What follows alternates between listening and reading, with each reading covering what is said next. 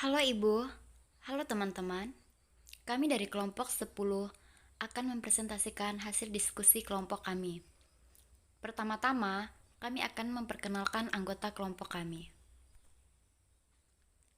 Yang pertama, Apriani Della Sinta dengan NPM 17612310.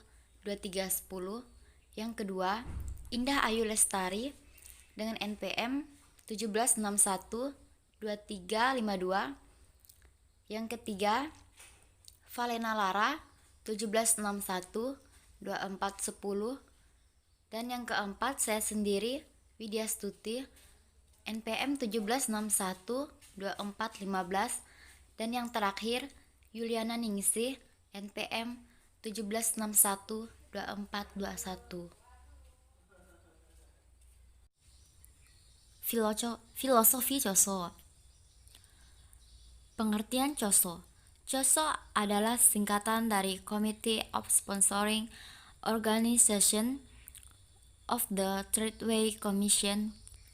Choso merupakan inisiatif dari sektor swasta. Beberapa filosofi Choso yaitu: yang pertama, penentuan risiko atau risk assessment merupakan hal penting bagi manajemen dan auditor.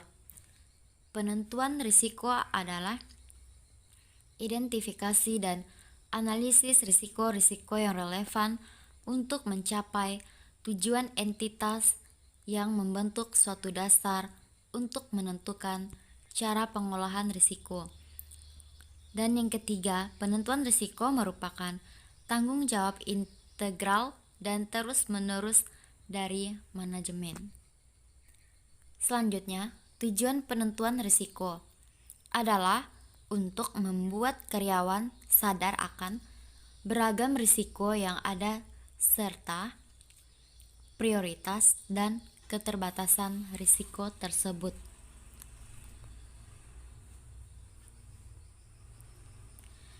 Pihak yang memanfaatkan penentuan risiko. Yang pertama, manajemen, yaitu sebagai bagian dari proses untuk memastikan kesuksesan entitas. Yang kedua, sebagai alat yang penting dalam merancang sistem baru baik manual maupun terkomputerisasi yang dibuat untuk memenuhi tujuan yang telah ditetapkan. Bagian penting dalam perancangan dan pengembangan proses adalah identifikasi dari semua kejadian dan tindakan yang mungkin mencegah sistem dari mencapai tujuannya. Yang kedua, External Auditor SAS nomor 55 AICPA. Pertama, tanggung jawab akuntan untuk mendapatkan pemahaman atas sistem pengendalian. Kedua, akuntan publik juga melakukan penentuan risiko dalam merencanakan audit. Yang ketiga, yaitu internal auditor. Pertama, IIA atau Institute of Internal Audit SIAS nomor 9 tahun 1991 tentang penemuan risiko. Kedua, Departemen Audit Internal akan menjadi pemain utama dalam penentuan risiko yang mengarahkan laporan tahunan manajemen untuk mengemukakan kondisi sistem kontrol. Pekerjaan auditor internal yang berkelanjutan harus dipertimbangkan dalam membuat laporan tersebut. Audit khusus mungkin dibutuhkan di beberapa entitas untuk memastikan bahwa kelemahan yang ditemukan selama tahun tersebut telah diperbaiki.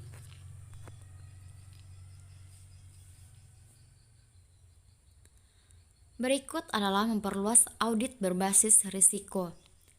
Para penulis merekomendasi sebuah pendekatan yang mempertimbangkan terlebih dahulu tujuan organisasi yang ditetapkan dan kemudian menentukan risiko melalui identifikasi, pengukuran, dan menempatkan prioritas, dan akhirnya melakukan manajemen risiko dengan cara Yang pertama, mengendalikan dan menerima risiko.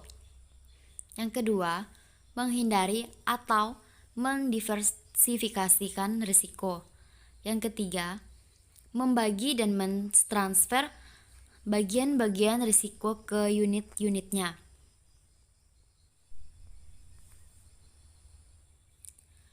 Organisasi tanpa proses manajemen risiko. Tanpa adanya antisipasi terhadap bahaya ini, tentunya bisa membuat dampak yang akan ditimbulkannya sangat merugikan. Dan tanpa proses manajemen risiko, suatu organisasi tidak bisa memprediksi potensi bahaya yang akan datang sewaktu-waktu, bisa saja terjadi.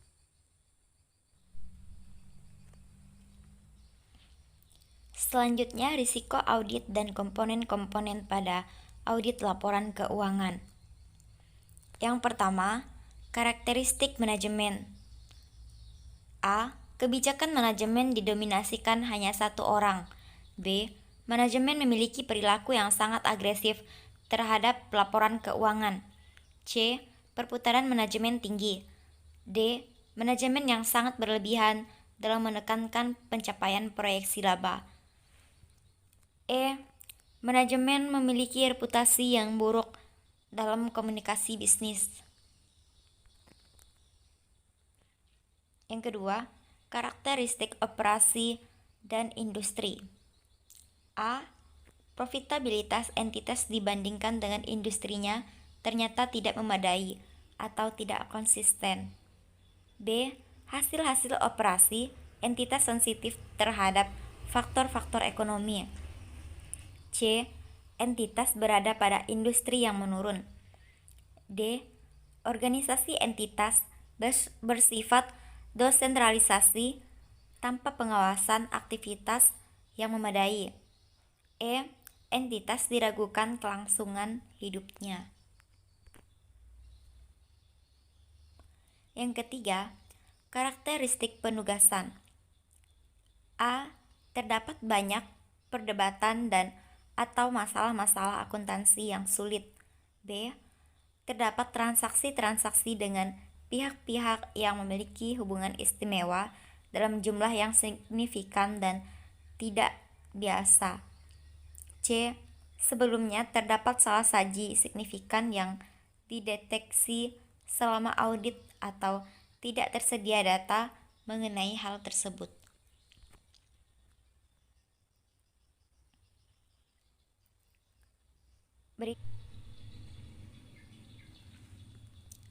Selanjutnya, risiko bawaan merupakan kerentanan suatu asersi atas terjadinya salah saji yang material dengan mengasumsi bahwa tidak ada kebijakan atau prosedur struktur kontrol internal terkait yang ditetapkan.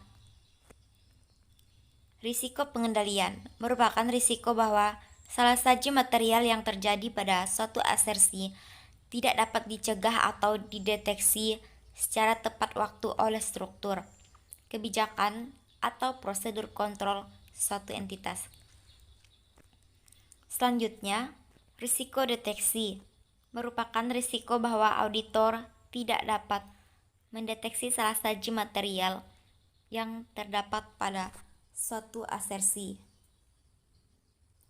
Hubungan antar risiko di sini adalah semakin kecil risiko bawaan dan risiko pengendalian yang diyakini oleh auditor, semakin besar risiko deteksi yang dapat diterima.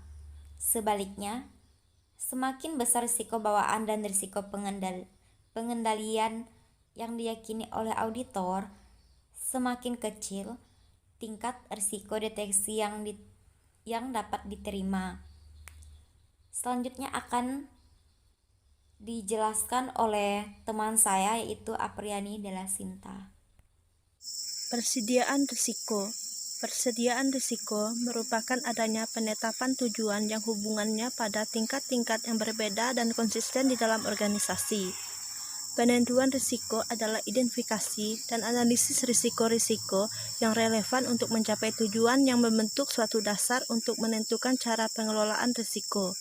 Karena kondisi ekonomi, industri, peraturan dan operasian terus berubah, maka dibutuhkan mekanisme untuk mengidentifikasikan dan menangani risiko-risiko khusus yang berhubungan dengan perusahaan.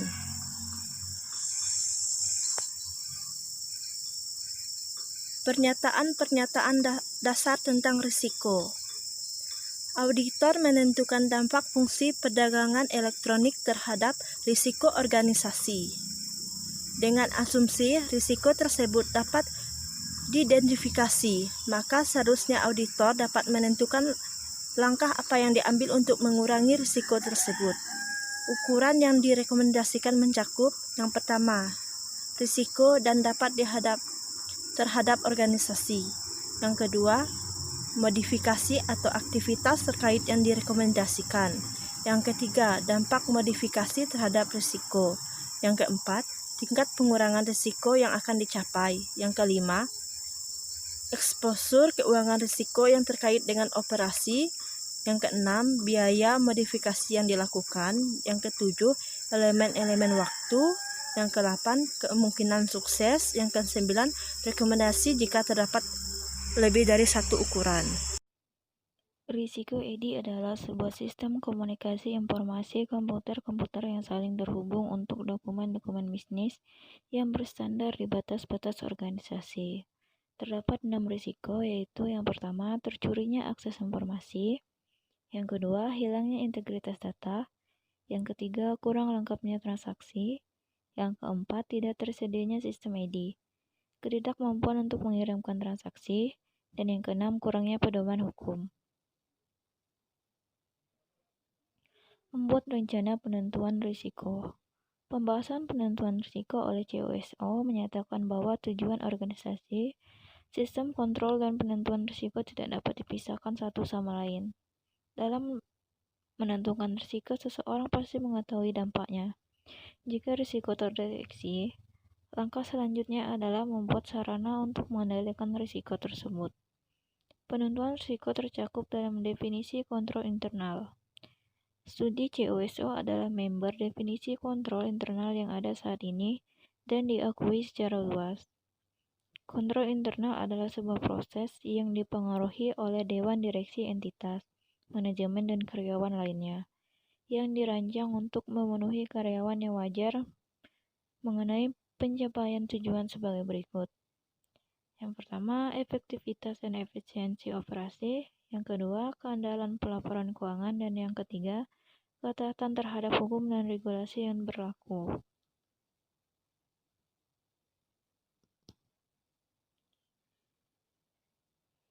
Manajemen risiko.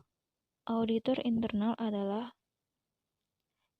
auditor internal untuk membantu manajemen tidak hanya pada area risiko, tetapi juga membantu dalam mengendalikan risiko tersebut secara positif. Selain penentuan risiko dan membantu manajemen dalam mengubah risiko menjadi elemen pendapatan institusional, auditor harus memperluas bidang audit agar bisa mencakup kontrol risiko, pendanaan risiko, dan administrasi risiko menjadi mendukung suatu program kontrol risiko dan kerugian secara proaktif, memberikan insentif maksimum untuk peran serta dalam program kontrol risiko, dan yang terakhir, memonitor efektivitas kontrol risiko. Baik, saya akan melanjutkan presentasi dari teman saya, yaitu pendanaan risiko. Yang pertama, mempertimbangkan semua sumber keuangan yang tersedia. Yang kedua, mempertahankan proteksi terhadap kerusakan yang mungkin muncul. Yang ketiga, mengalokasikan biaya pendanaan risiko di antara unit-unit operasi secara wajar. Selanjutnya, manajemen risiko. Yang pertama, menciptakan dan mempertahankan komitmen manajemen terhadap manajemen risiko. Yang kedua, menerapkan struktur manajemen risiko yang teridentifikasi dengan baik. Yang ketiga, mengembangkan tujuan tahunan yang ditargetkan dengan jelas. Yang keempat, menjaga komunikasi yang baik dengan semua tingkat manajemen yang terpengaruh. Selanjutnya, tujuan proses manajemen risiko. Dalam mengevaluasi proses manajemen risiko, Auditor internal harus memformulasikan suatu opini mengenai tingkat kesesuaian antara proses dengan pencapaian 5 tujuan kunci yang tercantum pada practice advisory, penilaian kecukupan proses manajemen risiko. Tujuan-tujuan ini adalah: yang pertama, risiko yang muncul dari strategi dan aktivitas usaha diidentifikasi dan diprioritaskan. Yang kedua, manajemen dan dewan komisaris telah memutuskan tingkat risiko yang dapat diterima oleh organisasi, termasuk penerimaan risiko yang dirancang untuk mencapai rencana strategis organisasi. Yang ketiga, aktivitas penghindaran risiko dirancang dan diimplementasikan untuk mengurangi atau justru mengelola risiko pada tingkat yang ditentukan dapat diterima oleh manajemen dan dewan komisaris. Yang keempat, aktivitas-aktivitas pengawasan yang berkelanjutan dilaksanakan untuk secara periodik menilai ulang risiko dan efektivitas kontrol untuk mengelola risiko. Yang kelima, dewan komisaris dan manajemen menerima laporan periodik mengenai proses manajemen risiko. Proses tata kelola organisasi harus memberikan komunikasi periodik tentang risiko, strategi risiko, dan kontrol untuk pihak-pihak berkepentingan. Selanjutnya, metode-metode analitis. Yang pertama, menggunakan bagan alir adalah penyajian grafik 2 dimensi dari sebuah operasi dalam aliran aktivitas melalui proses. Yang kedua, kuesioner kontrol internal disebut juga ICQ atau internal control question, yang hanya membutuhkan jawaban ya atau tidak disertai komentar dalam sebuah pertanyaan. Yang ketiga, analisis matriks diperkenalkan dalam komputer atau audit. Suatu matriks kontrol merupakan alat untuk membandingkan kontrol dengan risiko guna memastikan bahwa setiap risiko memiliki kontrol yang layak. Yang keempat, kontrol preventif adalah kegiatan pengendalian yang dilakukan untuk mencegah terjadinya suatu permasalahan atau error condition dari suatu proses bisnis, atau dengan kata lain, pengendalian yang dilakukan sebelum masalah timbul. Yang kelima, korektif adalah suatu tindakan yang diambil setelah terjadinya suatu pelanggaran peraturan guna untuk mencegah terjadinya pelanggaran lebih lanjut. Terima kasih. Selanjutnya akan dijelaskan oleh rekan saya, yaitu Yuliana Ningsih. Baik, saya akan melanjutkan presentasi dari teman kami. Sistem evaluasi risiko.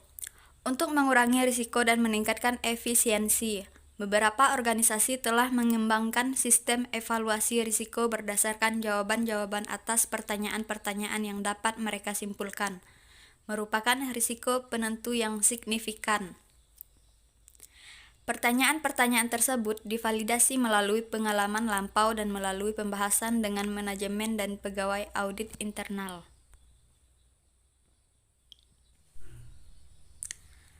Pertimbangan-pertimbangan pengungkapan risiko. Risiko organisasional harus dibagi menjadi: yang pertama, risiko operasi. Terkait dengan risiko-risiko yang terjadi pada produksi, penjualan, dan pengadministrasian organisasi. Risiko tersebut mencakup risiko internal dan eksternal. Yang kedua, risiko estimasi. Terkait dengan estimasi yang digunakan dalam penyiapan laporan keuangan dan operasi. Yang ketiga, risiko konsentrasi. Terkait dengan konsentrasi pelanggan, pemasok, lini produk, dan pasar.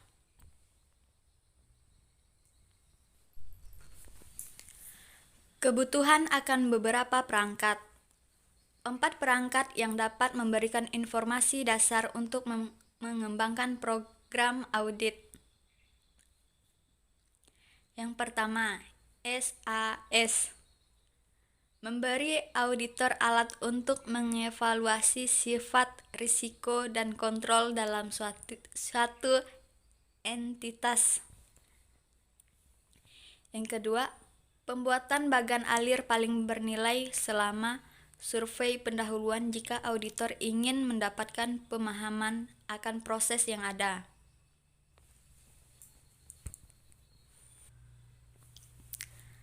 Yang ketiga, alat evaluasi COSO dapat bernilai untuk menilai risiko dalam struktur kontrol dan menilai risiko dalam operasi. Yang keempat, analisis matriks merupakan alat berharga untuk langkah selanjutnya dalam penilaian. Sekian presentasi dari kelompok kami. Atas perhatiannya kami ucapkan terima kasih.